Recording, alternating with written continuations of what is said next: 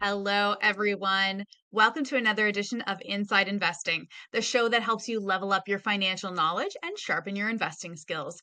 I'm your host, Caitlin Cormier. Is it your New Year's resolution to finally get serious about investing? Well, that's great. You've come to the right place. Right now, you might feel as though you don't know how to get started. There might be a lot of financial jargon that you just don't quite understand. There are enough potential investments out there to make your head spin, but don't let that discourage or intimidate you. A few simple steps can be all it takes to build a diversified portfolio with exchange traded funds, or ETFs for short. That can help you get closer to reaching your financial goal. We're going to walk you through the process step by step with some help from today's guest speaker. Joining us is Veronika Popova, portfolio consultant at Vanguard. Veronika, welcome to the show. It is so nice to have you here with us. Thanks, Caitlin. I'm excited. It's my first time at TD's direct investing webinars. Hopefully not the last. Really excited to have you here. So we're going to go through some stuff here, but before we dive into kind of building the ETF portfolio, let's start with some of the basic info for those who could be kind of brand new to investing. So first off, what is an ETF? Well, there's definitely still a lot of people out there that might not know what an ETF is, but they know what a mutual fund is since they've been around longer. So this is definitely a great place to start with a comparison of the two. Now, to go back one step further, for those who may not even be familiar with what a mutual fund is really a basket of securities. And when we say securities, that is just a fancy technical word for stocks or bonds, or really any other kind of alternative investable asset. And this basket of securities is professionally managed by a team of portfolio managers, analysts, traders, etc. They're all the ones that are investing in these underlying investments for you, and they're managing the portfolio, and all you really have to do is buy that one fund. So like a mutual fund, an ETF is similarly a professionally managed portfolio, or this basket of securities, except you can buy or sell it on the stock exchange throughout the trading day, and you can see its price moving throughout the day as well. So mutual funds, on the other hand, only trade once a day, and all investors are typically receiving that same price for the day. And this trading activity of the buying and selling in the mutual fund is not happening on a public exchange either. All right. Okay, that's good. It gives us kind of that comparison between the two, understanding sort of the older, more maybe familiar to some investors type of investment with kind of the newer, hipper version of the same thing, maybe. So now there are many different types of investments out there. We've mentioned two so far, but there's lots of other types of investments that investors could use to build their portfolio. So what are some of the benefits and drawbacks specifically for ETFs that investors might want to consider? Yeah, so these differences between ETFs and mutual funds that we kind of just went over, it's really what's made ETFs so popular over the years. Investors love the ease of trading, being able to see that live price throughout the day, which also ties into the benefit of price efficiency, given the supply and demand in the market of everyone that's buying and selling the ETF throughout the day. That's keeping the price in line with what it's actually worth. So all of this is in addition to them having typically lower fees, commissions, investing minimums, and greater transparency of those underlying holdings. Now, some other benefits of using ETFs is similar to mutual funds. They're providing diversification to a very broad range of investments, which is good because it's reducing your investment risk relative to, as an example, you and an individual investor having to make the choice on your own of which companies to buy.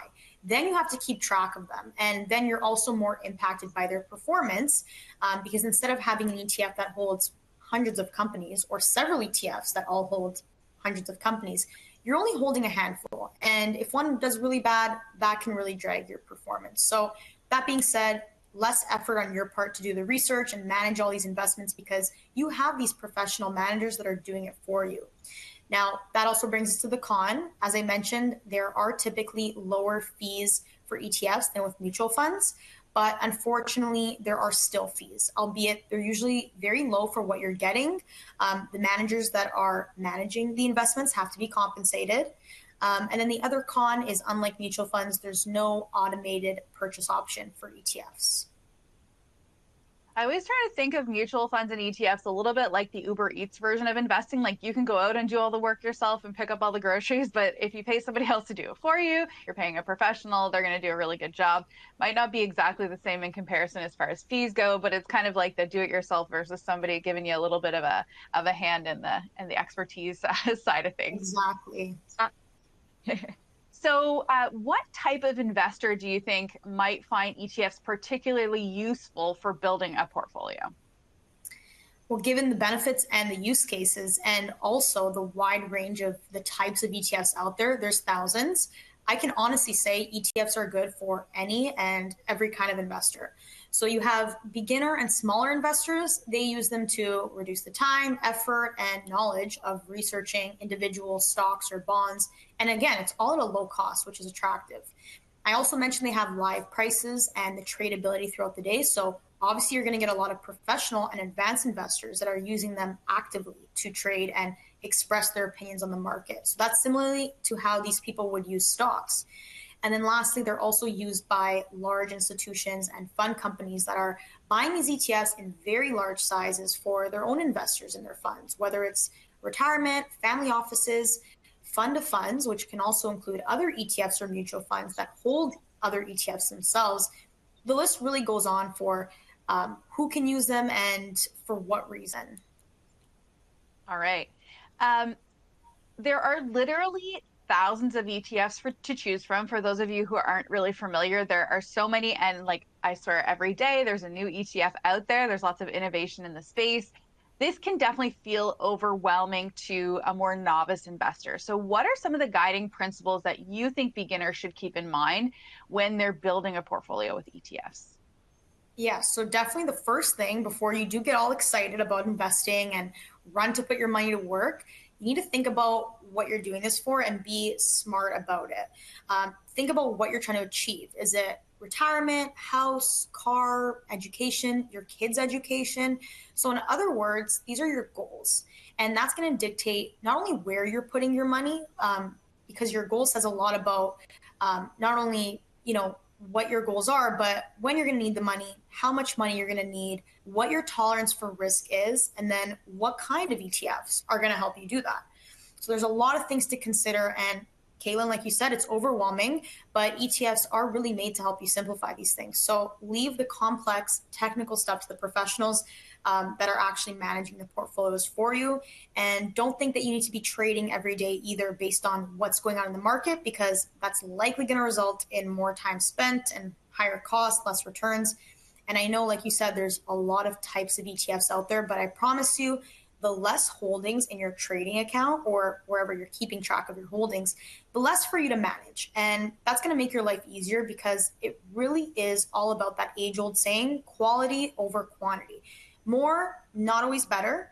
Too many ETFs can actually over-diversify your portfolio and really not add any additional benefits in terms of risk reduction. So all of that are things to think about. And lastly, try to keep your costs as low as possible. And I know that sometimes cost isn't the only factor when you are picking investments, but it does make a difference over time, and it can erode your returns. So don't pay for more than you need to.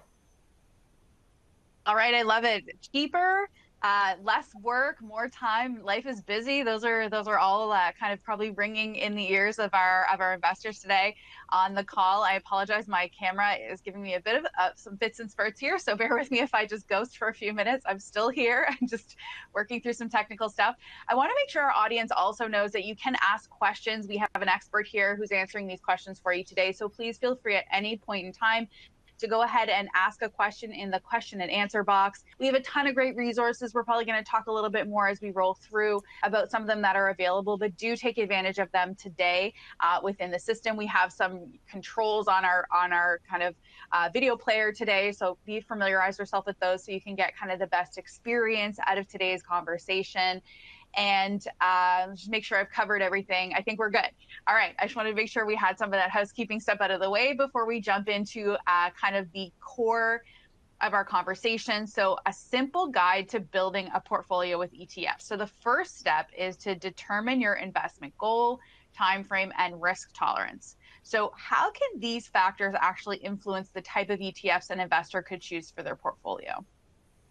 So all of these things, the investment goals, the time frame, the risk tolerance, along with the asset allocation and the rebalancing strategy that you're going to come up with, that's all part of your investment plan. And this plan is also used as a framework to help you decide what types of ETFs that you're going to buy as well. So as I mentioned, your goals actually dictate your time frame and your risk tolerance. So if your goal is to buy a house, that can either be a short or a medium term goal, whereas retirement is a longer term goal. Again, depending on how old you are, of course.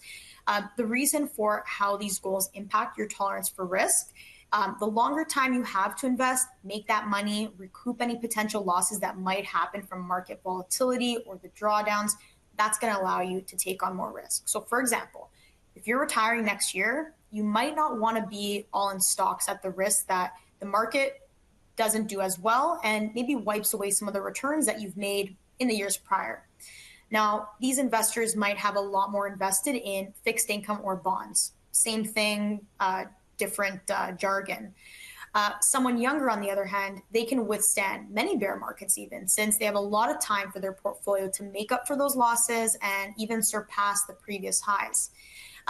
I mentioned stocks, bonds, fixed income, so to briefly kind of touch on the difference between stocks and bonds and why they're different from a risk perspective. So stocks, or you might also hear them being called equity, that represents ownership in a company offering potential for higher returns, but also higher risk since the values can fluctuate. Whereas bonds, or fixed income, that's essentially a loan given to a company or a government by you, the bondholder, and it provides steady interest payments, meaning lower risk, but also lower returns. And ETFs can hold either one of these investments or even both. There's also funds out there called balanced funds. They have a mix of stocks and bonds. So essentially, your risk tolerance is going to help you decide on which ETF exactly you should be buying. And the decision does get a lot deeper than just whether it's an equity or a bond ETF. And you can actually see how some of these factors go into determining what kinds of investments you should be holding as well. Absolutely. So very important. Sounds like we really need to, we say we don't want to jump right to the investment. We have a lot of work to do beforehand. So we really need to kind of figure out some of these key factors before we jump. I think a lot of people, when we think about investing, we think about what we're going to invest in and we don't think about what we're investing for. We got to do a lot of work before we actually jump in the deep end, off the diving board to the investment side of things. All right. We have a poll that we want to know from our audience. What is your top investing goal for 2025? So speaking of getting these goals in place, speaking of thinking of all this planning stuff, are you looking to save for a down payment, save for retirement, a vacation, child's education, or is there something else? Feel free to check it in the question and answer box if there's something else you're saving for. So cast your vote right now, and we're going to reveal the answers in just a moment. So go ahead and vote on what it is that you are currently saving for in this year, 2025. Okay, we talked a bit about risk. So for those who may not be familiar, what do we mean when we talk about risk, and how can an investor tell how much risk they're actually comfortable taking? So how much, where do they fall on that spectrum of risk tolerance? Investment risk is really just the chance of them losing money on an investment. So as we talked about, each investment has different risk levels. Stocks, generally riskier than bonds. And then on top of that, there's also some stock or bond ETFs that will be riskier than other respective stock or bond ETFs, depending on what they hold, what part of the market that they provide exposure to, etc. Now, volatility is also a form of risk. Volatility is really the degree of price change that an investment may experience. Now, that could be good or bad in the sense that if a stock does this, shoots up 100%, that's considered volatility. It's a big move, but it's volatility that an investor probably doesn't mind experiencing because it went up, right? But it does still tie into your risk tolerance because investors with lower tolerance for risk or that shorter time horizon, they don't want to experience a lot of volatility because they don't want to take the chance on whether that volatility is this or it could be this, right? So risk tolerance is also based on other things outside of the time horizon that you have or the goals that we kind of just talked about in the last question. That could also include what's your current financial situation and the income that you have. What's your willingness to take risk and your emotional ability to handle that volatility? And that also ties with your knowledge about investing as well. Being a beginner, you probably are a little more worried. You probably don't want to see any money going down in your investment portfolio. And maybe that'll cause you to panic and sell and just never look back and never invest again. But someone that's more experienced and as you get more comfortable with trading, as you see the market going up and down, you get more comfortable with it, you get more used to it, and that will also increase or impact your ability to take the risk. The last thing is also the cash or liquidity needs that you might have. Do you have any upcoming payments or expenses? Do you have a big tuition payment coming out soon? Do you have a car payment that you need to make or a down payment for a home? Anything like that, that's going to impact how much risk you take. So as you're doing your research and you really want to know how risky an ETF is, beyond the fact that stocks are known to be riskier than bonds, that information is actually shown on every ETF webpage or fact sheet, and it's based on past volatility of that ETF. So it'll say low, medium, high, and then there's also combinations where the risk could be low, medium, medium, high. As you get more experience with investing, like I said, you'll become more familiar as well with the risk of an ETF by just looking at what that ETF holds and the volatility of the types of investments that it holds. So for example, a crypto ETF is probably a lot more riskier than an ETF based on the Canadian banks, right? All right, let's jump back to the poll results there. So we see them coming in. So majority of you are in fact saving for retirement. So vast majority of you, that is your core financial goal. Coming in second is actually other. So maybe some other things that that you're kind of prioritizing as far as saving. And then lastly, we have saving for a down payment and saving for education kind of lower on the totem pole. So very interesting. So majority of you are saving for retirement at this point in time. All right, let's hop into the second step, and it is to determine your desired asset allocation, or like you mentioned, the mix of stocks, bonds, and other investments that kind of fit together for your goal. What are some of your rules of thumb to help an investor figure out what the right asset allocation is for them, or what the right mix is? Yeah, so figuring out that asset allocation, that's really the next step that follows once you've decided on which ETFs you want to buy. And it really just consists of deciding how much weight that you're going to give each one. And yes, you could just go and equally allocate the money you have across the ETFs you've picked. But I think you want to put a little more thought into it so that it aligns better with your goals and your investment plan. So the asset allocation can mean how much you've allocated to equity and fixed income. It could also mean how much you have across certain regions, like how much do you have to Canada, US, etc. Could also mean how much you have allocated to sectors like technology, healthcare, or financial. So for example, when we look at certain portfolios with clients that we work with, we can look and say, okay, they have 40% to technology, or they have 60% to the US. So those are all different terms that tie into the asset allocation. So the allocations that you're giving each one of these is going to dictate your overall portfolio risk. So maybe you have a medium tolerance for risk, but that doesn't mean every ETF you're buying has to be medium risk. You want to look at it in an overall portfolio perspective. You can have a couple that are low risk, some that are medium, even one or two higher risk ETFs that maybe only take up 5 or 10% of your portfolio. So something to keep in mind as well. In terms of common rules of thumb to help you determine what that asset allocation should be between the equities and the fixed income, the age rule says to subtract your age from 110, and that's going to give you what percentage you should have in equity, the rest being in fixed income. So for example, if you're 40 years old, you subtract that from 110, you get 70. So you should have 70% in equity, 30% in fixed income. You could also take a goals-based approach. So for example, if you have about $500,000, you know you're going to need $200,000 for a home purchase. That 40% of your portfolio is going to be in more probably safe, less risky investments. The rest can be invested in higher growth or risky investments, since maybe that's for your retirement. So it's a longer horizon. Now that also highlights the fact that you probably have multiple goals and you can adjust your portfolio and investments accordingly. Another kind of common asset allocation that we see is the famous 60-40 portfolio. Maybe some of you on the line have heard that term before. It's a popular allocation for investors that just really consists of 60% stocks, 40% bonds. And then you have some other popular combinations that include like 80-20, 70-30, and etc. All right, so many different numbers to pick from, but lots of things to consider as far as how we get to that number.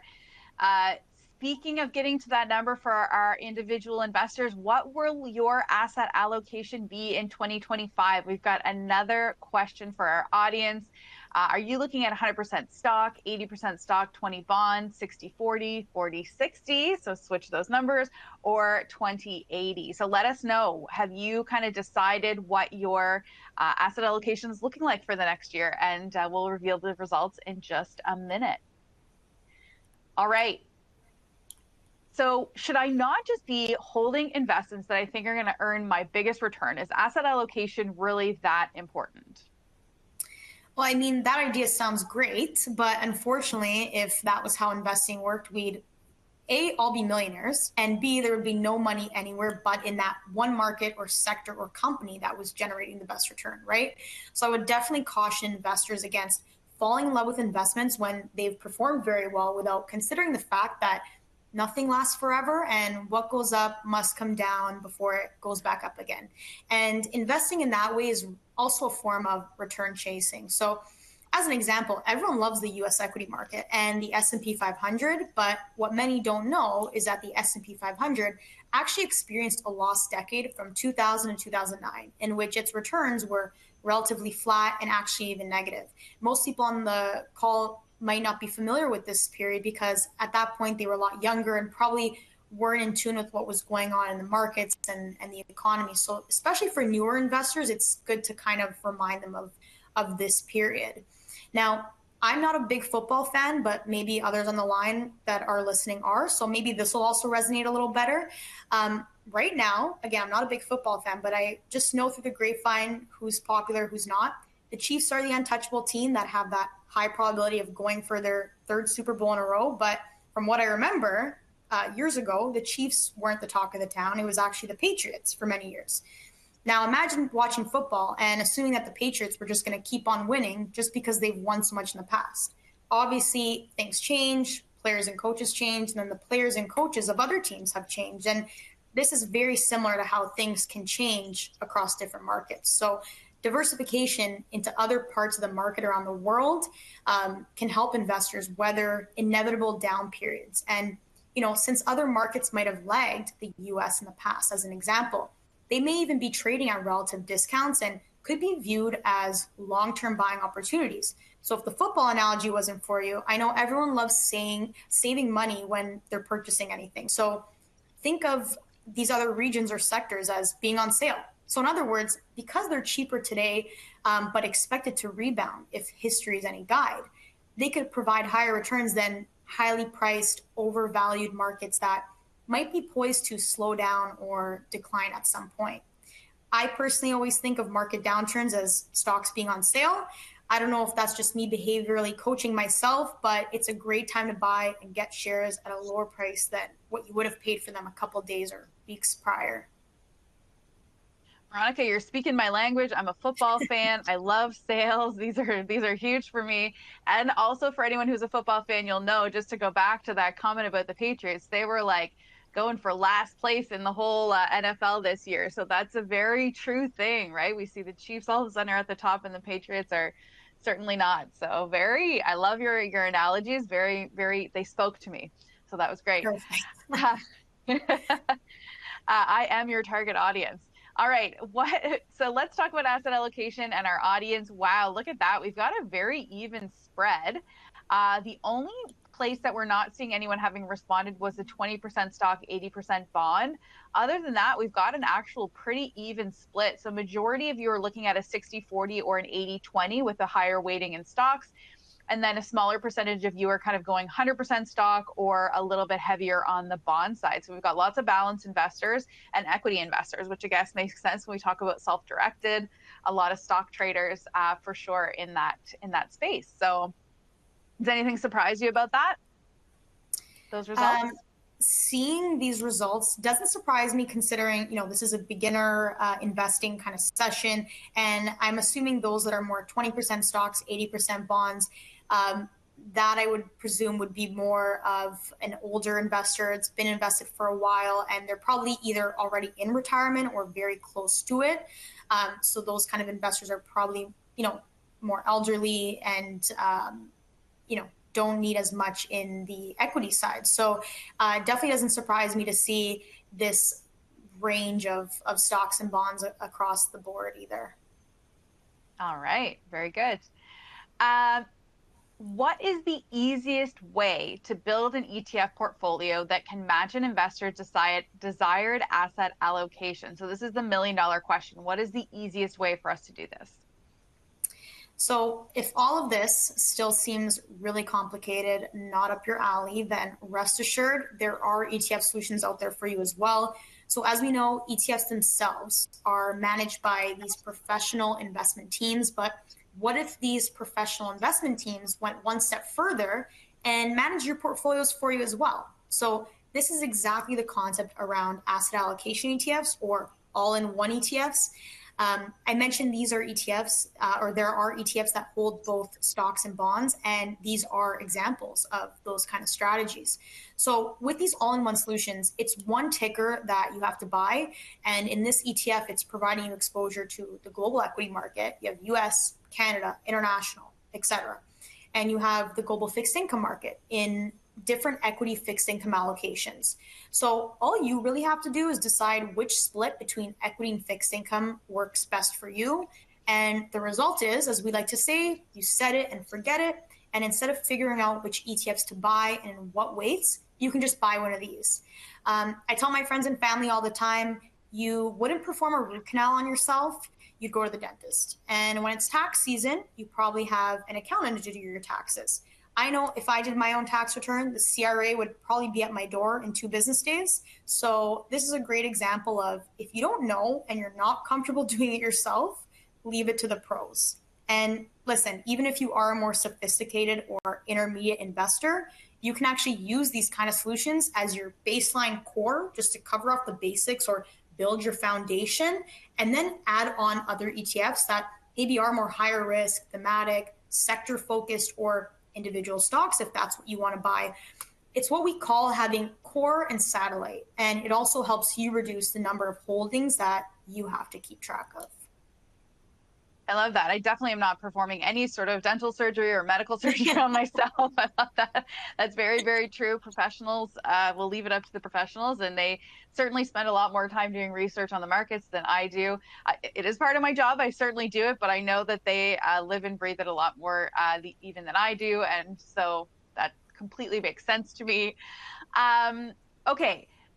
We figured out sort of some solutions as far as what we can invest in, but where are we going to put it? What investing accounts would we hold these ETFs in? So there are a few different options. So which ones tend to make the most sense for kind of the most common goals? Like we talked about retirement, saving for a down payment, stuff like that, and the timeframes that investors have. What does that look like?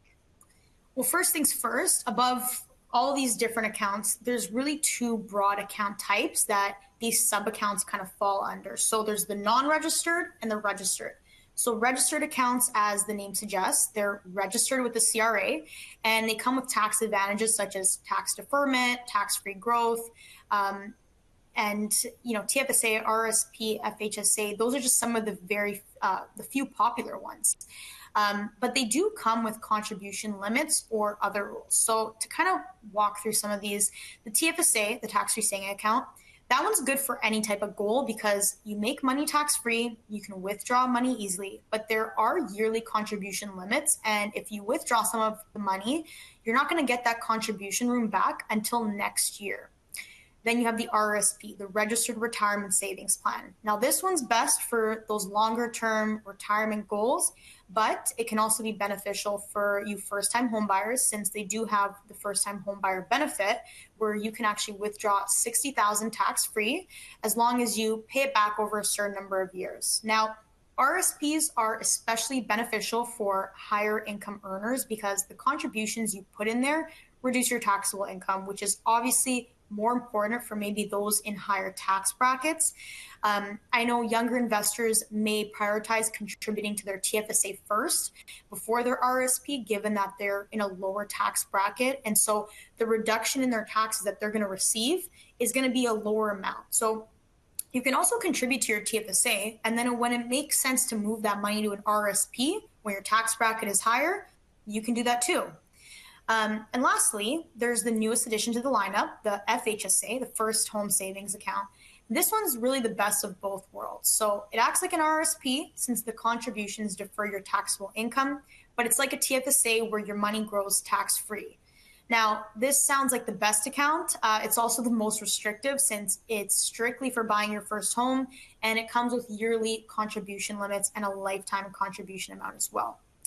So those are all kind of the top registered accounts. Now, the non-registered accounts, that's essentially just a regular taxable account where the money you're making in them is going to get taxed. And that's dependent on whether it's the money you made is interest, capital gain, or dividends. So you typically would want to use this kind of account once you've exhausted all of your other accounts, or you don't want to contribute further due to withdrawal restrictions. So for example, if you've maxed out your TFSA, you have some money left to invest, but you need the money again soon, then maybe you do use a non-registered account because any withdrawals from the RSP is going to get fully taxed, not just your profits. And you also don't get that contribution back.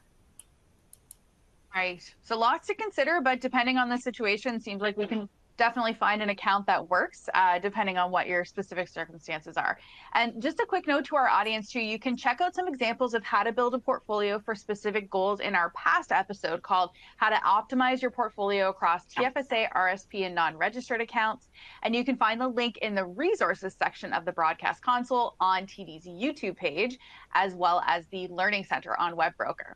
Okay. Polls are my favorite thing. Let's hop into another one. We have another question, and it is, which investing account will you use in 2025? So of these account types here, I have some guesses as to which one might come out on top, just because it tends to be the catch. Everyone seems to be able to use it. It seems to be the best account for everyone. So I'll keep my opinion to myself until we see the responses. But I have a sneaking suspicion what we'll see. So is it TFSA, RSP, FHSA, or RESP? Which ones of these accounts makes the most sense to you? Or sorry, and then option E, which is non-registered accounts. So let me know let us know, I should say, which one you plan on using for your investing this year. Okay, while we get the answers to that, let's talk about the fourth step, which is determining your investing strategy. So what might it look like for a beginner that's just looking to kind of get their feet wet in your experience?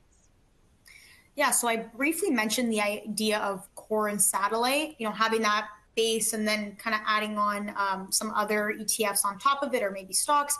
Another word for this is core and explore. So you want to focus on building out that foundation, the part that's going to make up the majority of your portfolio. And that can either be a one-ticket solution like we introduced, or you can build it out yourself with some broad equities or fixed income ETFs that aren't going to require you as much time and effort to manage. And you're also going to buy and hold and not really make tactical moves either. Now, you can stop there. That might be enough to fulfill your investing needs, but if you're more comfortable, you have some knowledge about the markets, then maybe you can add the explore part to your portfolio. That can be individual stocks, more specific thematic or sector ETFs, which you can use to express your views on the market. And in turn, you might be more tactical with it as well, as you're going to be researching and managing this part a little more than the core part. Yes, I love that. That's the best of both worlds. So you've got kind of your core investments where you're really kind of focused on your goal, but then you can add a little bit of either individual stocks, or you can look at maybe different types of ETFs to sort of mix it up a little bit. So that's great. I like that theory of kind of the best of both worlds. Let's go ahead and hop in to see the results of the question that we asked. And you're going to have to take my word for it that this is what I guessed, because I didn't write it down anywhere, but tax-free savings was my guess for the most most popular account that we would see in these results. And of course, it is tax-free savings, retirement savings plan, and non-registered coming in. Certainly less interest in the first home savings and registered education savings plan. First home savings, we do actually have a webinar available on that if you want to learn a little bit more about it. It is a relatively new account to TD Direct Investing and Easy Trade, so definitely check it out. It's a great account. And education savings plan as well, 20% free from the government if you are eligible for those different bonds. So certainly something to look in for if you are saving for education. All right, let us go ahead and hop into step number 5. And the 5th step is going to be to research and select specific ETFs. We talked before about how many are out there. So first things first, how can an investor tell which investments an ETF holds within it? It sounds kind of mysterious what an ETF is. How can we find out what those underlying investments are? Most ETF issuer websites are pretty savvy. They show all the information you need to know about it, like what's the geographic breakdown, sector breakdown. If it's a fixed income ETF, it'll have information about the credit quality of the underlying bonds, what the yield is. And on top of all this kind of information, you can even see the top holdings and sometimes even download a full holdings file as well. These web pages will also have the performance data, so you can see how the fund has done in the past, what the benchmark is that it's tracking or trying to outperform, any fees, and really any other kind of relevant information that you need to know, it's on there. All right, yes, that's an important document. So much information all together in one spot. Let's talk about criteria. What are some of the top criteria you feel that a beginner should be looking at when they're researching ETFs? Well, you definitely want to get a good understanding of what that strategy is. So what country, sector, or asset class is the ETF providing you access to and what it's investing in? Is it a US equity? Is it a Canadian fixed income? What is it? So I mentioned knowing the benchmark and how sometimes managers are either tracking this exact benchmark. So for example, the S&P 500, the TSX, those are indexes or benchmarks. Or are they trying to outperform it by investing in a similar region or asset class or sector, but they're picking the specific companies that they want to be invested in and they're making buy and sell decisions. So you might be familiar with the terms passive and active, and this is really what they are. So passive managers are buying and holding the exact stocks or bonds in the exact weights as the specified benchmark. So for example, an ETF that buys the S&P 500 is never going to have a small cap Canadian stock in it, whereas active managers that have a benchmark like the S&P 500, they're trying to outperform it. Maybe they're not buying all 500 names. Maybe they're doing some research and they're only buying the ones that they think are going to outperform. So, I mean, that sounds great, right? Well, usually when something sounds too good to be true, it usually is, or there's a catch. So active strategies do cost a little more than the passive ones, just given the extra work and the cost of running those kind of strategies. But also there's the risk that they don't actually outperform. So it's not a guarantee. And, you know, there's a lot of great active strategies out there, but there's also a lot of not so great ones that you would have just had better performance buying the cheaper passive index ETF. And, you know, the point is that when you are buying active strategies, that there's just more due diligence involved on your part to understand the strategy, the previous success of the manager, and so on. And yeah, sometimes costs don't matter if the strategy is consistently outperforming and making up for the fee you're paying. But obviously, the lower cost you start with, the lower hurdle that manager needs to not only outperform the index, but also outperform the index on an after cost basis, year over year consistency. So that actually brings me to the next point about costs. Another thing that you should be looking at and considering, if you have two strategies providing the same exposure with almost identical return profiles, you should really go with the lower cost one. Well, that makes sense. Yeah, absolutely. Low cost. If it's exactly the same thing, then low cost seems like the right option there for sure. How much should you care when we're looking at kind of all this information about these funds? How much should you care about past returns when you're choosing a fund? Well, past performance is certainly not an indicator of future returns. As we saw, you don't want to buy something just because it's done well in the past, because things can change. But that being said, it is definitely still good to look at the performance history of products, compare them when you are choosing one over another. If they're similar mandates, similar strategies, but one has shown greater success in the past, then maybe that is something that you take into consideration. So returns and past performance isn't everything, but it's still something.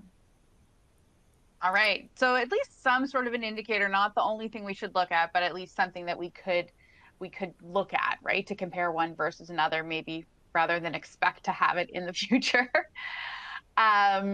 What about the sixth step, which is to purchase the ETF that will make up your portfolio? Are there any best practices that you can give investors on how to get the best price when placing an order?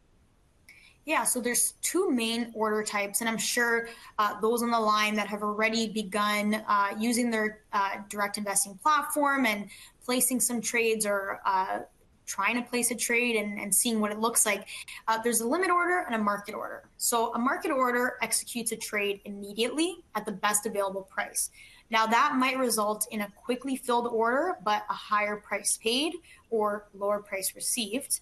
The way that you can control the price that's being paid and make sure it's not going to get filled by other blocks on the board at different prices than what you were expecting, you set a limit price. So with a limit order, you can set a maximum price to pay when buying a security or a minimum price to receive when you're selling it. So when you put that order in, it might take a little longer for your order to get filled, but it does offer you some price certainty. And this also doesn't mean that if Apple's trading at $150, you can set an order to buy it for $100. That's not how it works.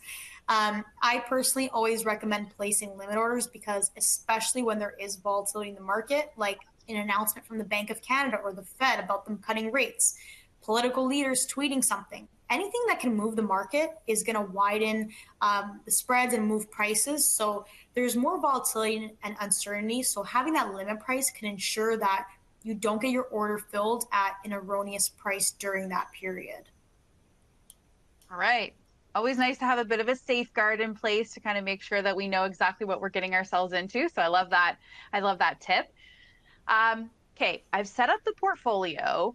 Now I just set it and forget it, right? What sort of maintenance might I need to have with this portfolio? Well, after you're done constructing that plan, you've made your allocation decisions between equity and fixed income and whatever other considerations. You've decided on what your investing strategy is and the ETFs that are going to help you achieve that. You went out in the market, you bought them. The work doesn't end there. I know we say set it and forget it, but it's really not as much of a forget it situation. The next thing that you want to do is review your portfolio and rebalance if necessary. So again, depending on your comfortability with seeing volatility, your ability to not react emotionally to declines or move positions around to chase returns, you can check up on your portfolio as frequently as you want, really. Checking it too much, maybe every hour of the day, might be excessive, and maybe checking it once a year is not enough. I know I said moving positions around to chase returns is something you should avoid, but it is okay to make strategic changes every once in a while based on what's going on in the markets. And again, depending on your knowledge and comfortability with making calls like that. The more important reason for moving positions around is to do what I called rebalancing. So rebalancing is really just moving your positions, bringing them back down to earth to your target weights. So for example, you started out with a 60-40, stock market did really well. The equity part of your portfolio increased a lot. So now you're at a 70-30. So guess what? We got to get back to that 60-40. So selling some of that equity and buying the fixed income is what you're going to have to do to make it a 60-40 again. And that's called rebalancing. You can either do that or any new cash that comes in just gets allocated to the fixed income side until the weights between both sides become what you intended. And there's no specific rebalancing frequency that you need to follow, but typically investors do it semi-annually or annually. And then lastly, another part of reviewing your portfolio is not just about keeping up with what's going on in the market and seeing if you need to rebalance your holdings. It's also about reassessing your goals, your risk tolerance, and your time horizon. So all of these things are going to change over time. Naturally, your time horizon is going to get shorter, so your portfolio should reflect that over time. But maybe you have other goals that change. You got engaged. Now you have a wedding to pay for, a house to buy. Maybe you have kids. Maybe you already had kids, but now it's time to pay for their education. And these are just some of the examples of changing goals. All right. Okay, that's great. We do also have a class on rebalancing on TD Direct Investing and on our education, our learning center. We have that class, I'm sure, coming up sometime soon. So feel free to take a look for that if you're interested in registering for that. Before we continue, I have a quick question for our viewers. Are you enjoying the show so far? Then make sure to subscribe to TD Direct Investing's YouTube channel. And if there's a topic that you'd like to learn more about, let us know in the comments. Plus, follow on Instagram at TD_Direct Investing to get a sneak peek at our upcoming shows and a ton of other content designed to help build your investing knowledge. Okay, we are going to go ahead and jump into Webroker.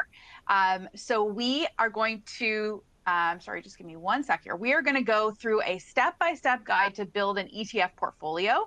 That's what we've gone through today. So let's hop into Webroker to actually see how we can get started on our own to build one of those portfolios by following Veronika's some of your criteria. All right, so we are going to use our screener tool to screen for ETFs that are similar to what Veronika suggested for some of her top criteria. I got to this screener page by clicking on Research under Tools and clicking Screeners, and once I'm here, just clicking the ETFs tab. Next, I'm going to click to create a custom screen so I can add my own criteria. Let's start with management expense ratio. Click to add criteria. We're looking for a lower management expense ratio. We're looking for, while I'm here, I'm going to go ahead and deselect mutual funds because we only want to see ETFs in this particular result. Next, let's take a look at maybe some passively managed ETFs. We're wanting maybe that lower cost, so we want to stick with maybe a more passively managed ETF, so something like an index fund. So we'll choose only index funds. Let's talk a little bit about rating. I'm going to click on rating and risk, and one of the things we can see here is the Morningstar rating. So let's go ahead and click to add that criteria and choose 4 and 5 star Morningstar rated funds. So we want to be able to see that information. And finally, let's go with the tracking error. So under performance, we're going to click tracking error. So again, this is going to show us the dispersion of the portfolio's active return versus the benchmark that it's following. And we're going to click to add criteria, and let's get the lowest tracking error. We're looking to really stay close to what the performance of that underlying index is. Once we've selected all that, I'm going to actually choose Canada as well, just to narrow down my results a little bit further, just so I have a few less. So I'm down to 53 results from my original 1400. So I'm going to go ahead and select View Matches. Once I'm here, I can see all of these different funds that meet the criteria that I have input. I can go ahead and rearrange based on whatever is most important to me. So if I'm really looking for something that has a low tracking error, I just simply click on tracking error and it'll rearrange my results based on the lowest tracking error. And again, I can see the Morningstar ratings. I can see they're all index funds and what their management expense ratio is. I can click through to any of these other tabs to see more information about what this portfolio is all about, what its previous performance has been, and those sorts of pieces of information. And finally, if I find a couple funds that I'd like to compare against one another to really get a better kind of look at them one versus the other, I can just go ahead and select up to 5 different funds and choose compare. And then I can really see these funds side by side and compare them and see which one of these might make the most sense for my particular goals or to help me build my portfolio. And that is just a little bit of a sneak peek into our screener tool that clients can use to kind of filter down all of the ETFs that are available out there based on your specific criteria, what you're looking for, and be able to find the ETF that might be right for your portfolio.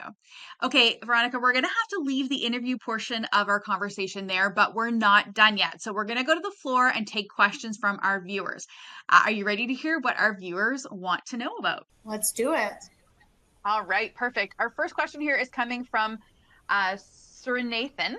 Should I invest in only passive ETFs? You talked a little bit about passive versus active. So what are your thoughts on that?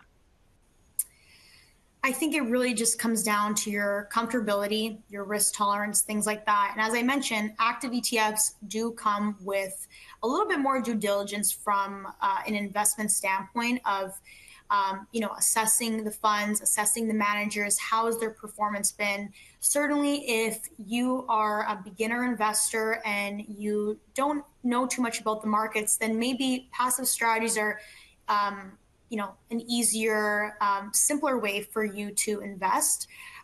There's also actually another form of management, which is kind of a mix of active and passive. They're known as factor strategies. I don't know if anyone on the line has heard of those. They technically follow a benchmark, but there's no portfolio manager that's making buy and sell decisions based on their research and analysis. The benchmark itself is made up of companies that meet certain criteria based on a market factor that's believed to lead to outperformance. So some of them include value, growth, quality, momentum. Again, you might have heard of these before, and there's often periods where some of these factors might outperform others. I always say it's like picking which sectors will outperform. They all have different times when they're in favor. So it's good to have exposure to a couple different ones, but I think they're also a good way to get your feet wet with active strategies by doing a little bit more than just the passive index, having a little bit of decision coming from yourself as well. All right, very interesting. So there's another option. We have a question here. This one, we do not have a name, but the question here is, should you invest more in stocks if your goal is to buy a home in 5 years, or should you invest more in bonds?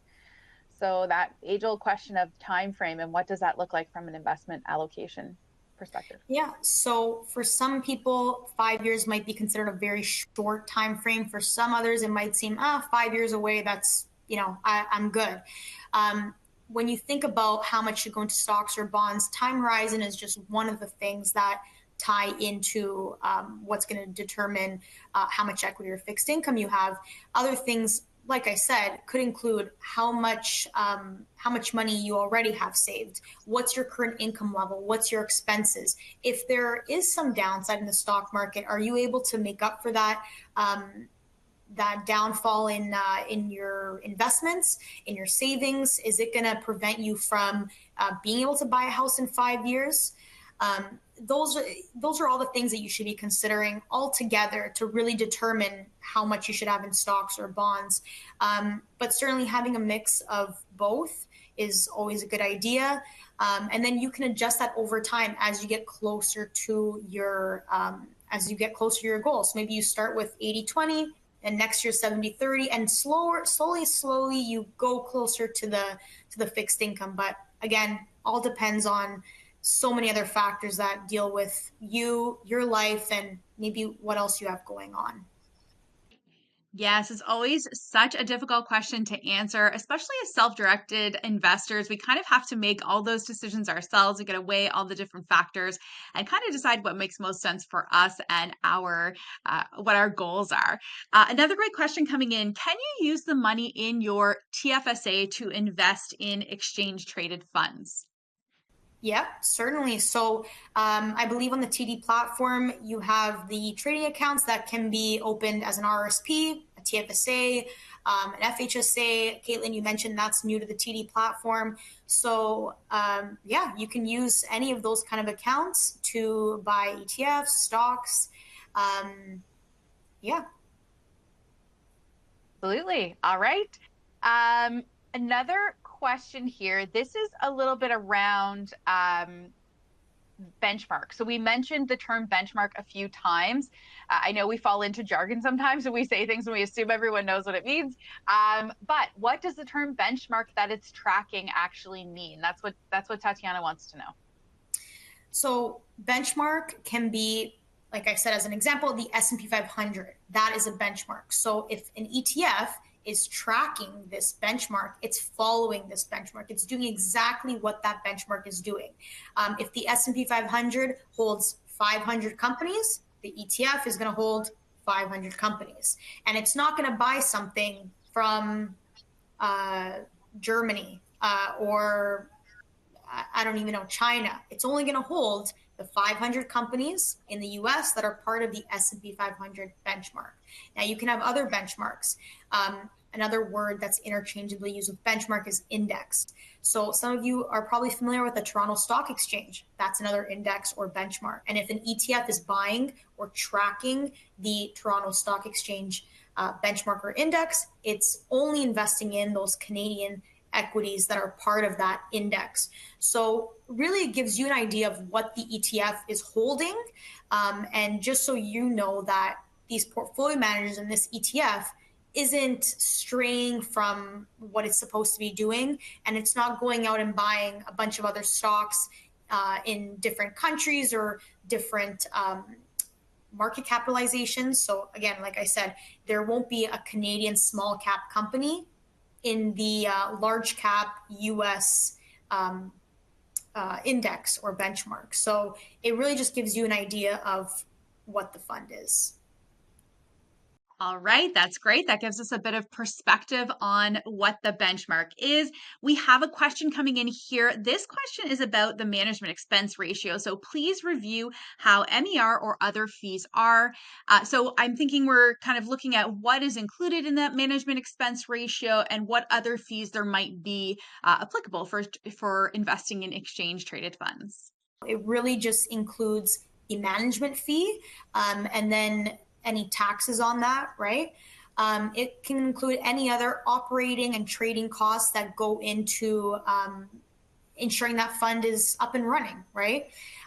Some other fees or costs could be maybe trading costs that you might experience, spreads that are involved in the purchase of an ETF. So when you're buying your ETF, similarly to how you buy a stock, you might buy it at the ask price. And the difference between the bid and the ask price, as you might see when you're going to place your order on the TD platform, that's called the spread. And the spread is another form of indirect cost or fee of buying this ETF. So really all of this is just costs included to have the strategy up and running, the cost that you're paying for the portfolio managers to do all the work for you. Really, it's their compensation. All right, another question here. This one is asking about the exchange traded fund gains. Are they 100% taxable?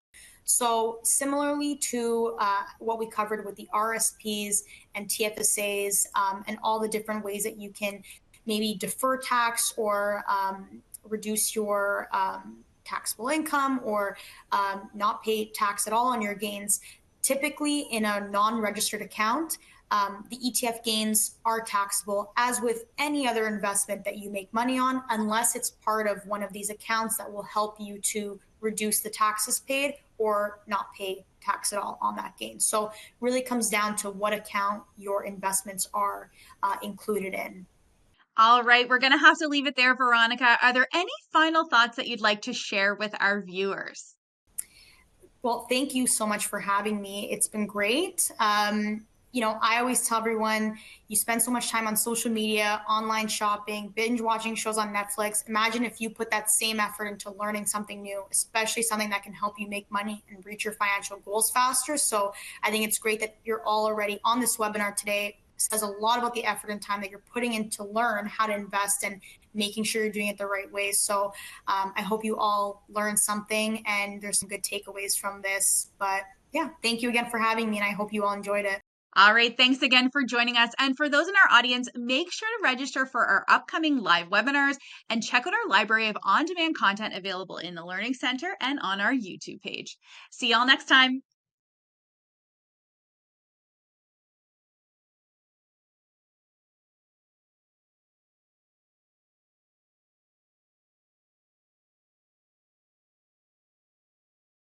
Have more questions?